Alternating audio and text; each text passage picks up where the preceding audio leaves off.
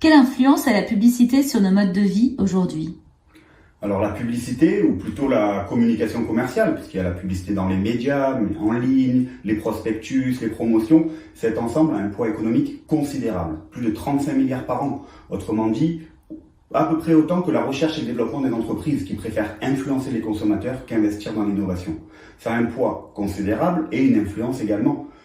En termes de surconsommation, ces incitations à surconsommer permanentes nous conduisent, on le sait désormais, à augmenter la consommation globale, collectivement, et puis en termes de malconsommation, puisqu'on le sait également, les dépenses publicitaires sont concentrées sur des produits néfastes pour le climat, pour la santé, les automobiles, la malbouffe, des produits qu'elle repeint en vert. Donc aujourd'hui, la régulation de la publicité est principalement assurée par les acteurs professionnels eux-mêmes, les régies, les annonceurs et les agences, et elle est insuffisante. Or, le GIEC, dès 2022, a mis la sobriété au centre des enjeux de lutte contre le dérèglement climatique et la régulation de la publicité. Aujourd'hui, le diagnostic commence à faire consensus sur les effets négatifs de la publicité sur le plan écologique. Ce qui semble bloquer, c'est sans doute la question du financement des médias. Justement, quel est le vrai rôle de la publicité dans le financement des médias ?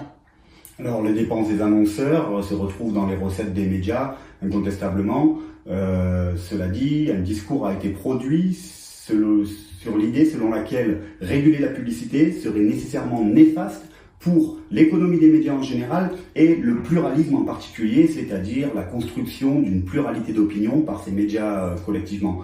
Ce n'est pas notre analyse. Le premier élément, c'est que réguler la publicité, par exemple interdire la publicité pour les SUV, ne va pas conduire à une annulation totale des dépenses des annonceurs pour les SUV. Elle va se reporter sur d'autres véhicules qui, eux, seront autorisés à la publicité.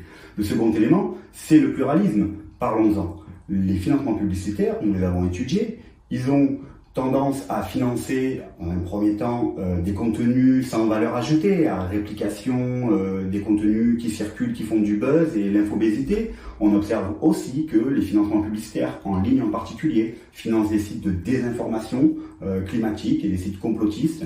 Et enfin, il y a cette question majeure du chantage des annonceurs au retrait des financements publicitaires lorsque des articles d'investigation leur paraissent hostiles. Donc les financements publicitaires ne sont pas neutres. Donc, nous croyons que la régulation de la publicité doit prendre en compte les enjeux de soutien à l'économie des médias et en particulier au pluralisme, et de fait, nos propositions y contribuent.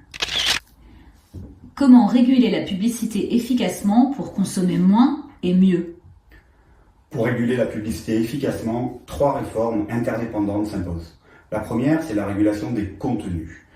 Aujourd'hui entièrement autorégulé. Nous avons besoin d'une autorité indépendante des industries pour réguler, mettre fin aux incitations à la surconsommation comme au greenwashing. Ceci étant, c'est nécessaire mais insuffisant. Nous avons également besoin de sortir les produits néfastes du marché publicitaire, néfastes pour la santé ou néfastes pour le climat. Nous avons enfin besoin de réduire les volumes, l'incitation permanente à la consommation pour réduire les phénomènes de surconsommation globale.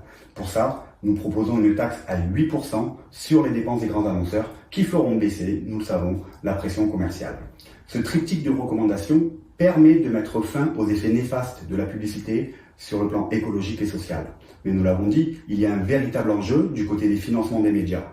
Or, la taxe sur la publicité a aussi l'avantage de générer des recettes. De fait, plus de 1,6 milliard par an. Une somme absolument colossale qui peut être réinvestie dans le soutien à l'indépendance des médias et dans la communication d'intérêt général des pouvoirs publics et des associations.